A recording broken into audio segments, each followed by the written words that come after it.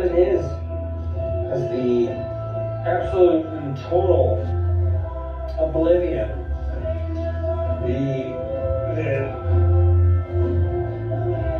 ganging up, the just avalanche, the everything, just so much that's coming down the hill and like coming at us so fast, and the fact that our resources for normal spreading of information or just decompressing information or unhashing things is limited, which in some parts is really good, but then other parts is before we get done with the one thing, there's another thing, and then we lose the whole, you know, and it's like skipping chapters, and where we're at, I think, is just because we're robbed of the natural order or evolution of unhashing these things or dealing with these things. It's just so quickly that we're going through like some of the major, maybe not the worst, but top 10 of every single category of thing that could possibly go wrong has been going wrong. It's a new thing. Before you're done dealing with the old thing, so it's like PTSD, pre-PTSD, before the whole like current world PTSD, like real time. But I mean, what's the end goal of dealing with any of it? It's post-traumatic stress disorder, but we have post-traumatic revitalization order. We're going to start picking ourselves up and picking each other up at the same time. The more that we share, the more that we let everybody else know that we're just in the same worries, we're the same species, even if we're not, we just need to be there for each other.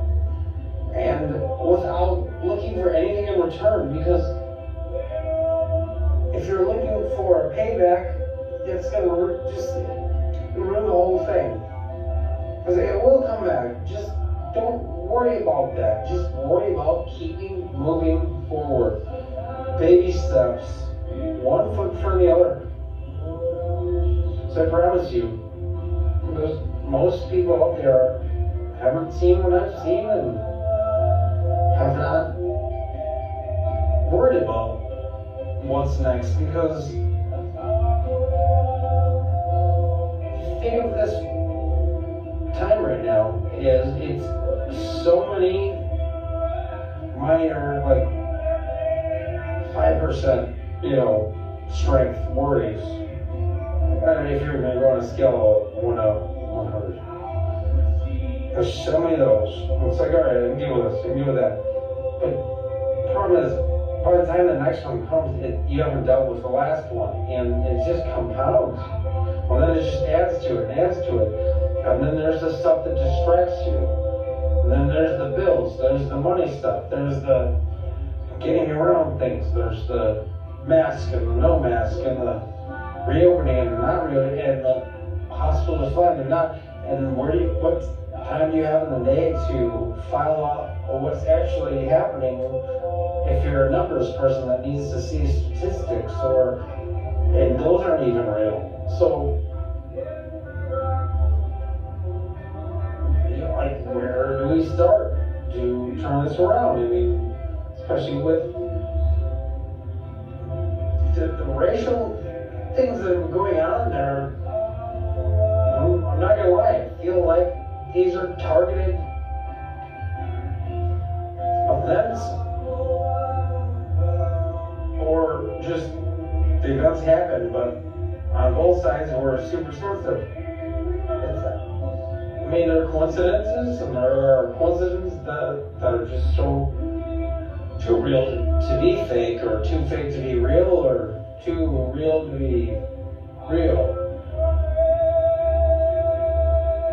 But I think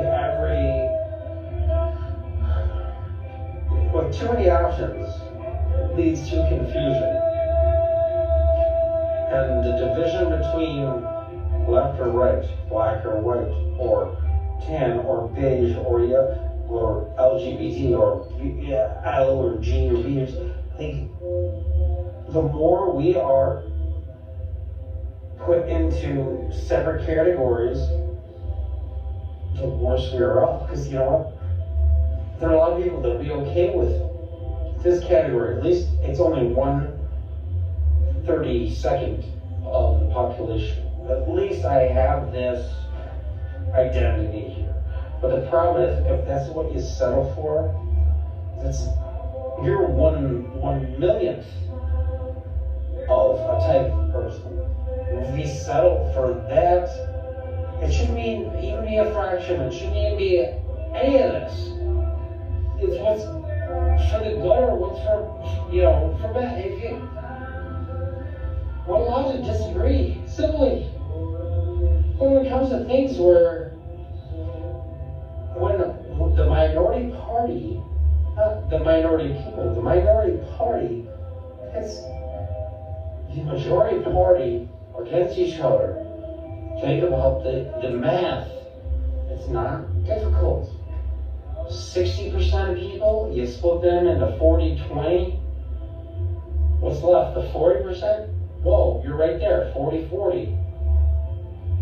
Think about that.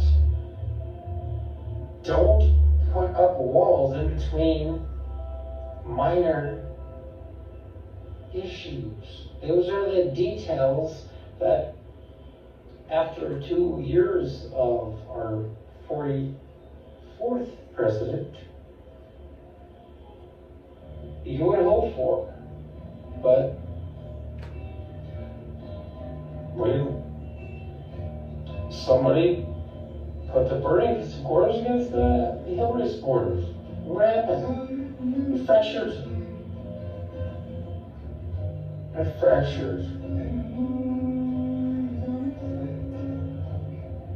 And we don't want to do that again. Because if the majority vote can't win, why do we want to shoot ourselves in the foot? I mean, you gotta think large scale, not me, us. Think large scale. And then once we get to a position of good common sense and good conscience and for the greater good, the intricacies, yes, those things can be debated, and those you look at from first heart, but then second, can we get it done? Is it worth our attention? So the problem is we get bombarded. Says the fake news. That's everything he does. He thinks it's smart, and maybe it is because it's like we're double on time for a reverse. No jinxies. Psychology. He psychs you out and he tells you exactly what he's going to do right in front of your face. And then we all let it happen. 2018, but it's something. But everybody thinks that their vote doesn't count just because it's a democratic state or where. No, there's the local elections too. There's everything else. We all have to be active and part of this. And keep an eye on where these fucking voter rolls are going, because that's the worst thing is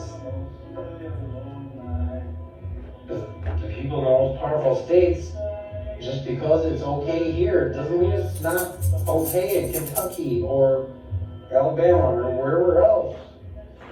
Yeah. So there's a lot of issues that we don't get behind.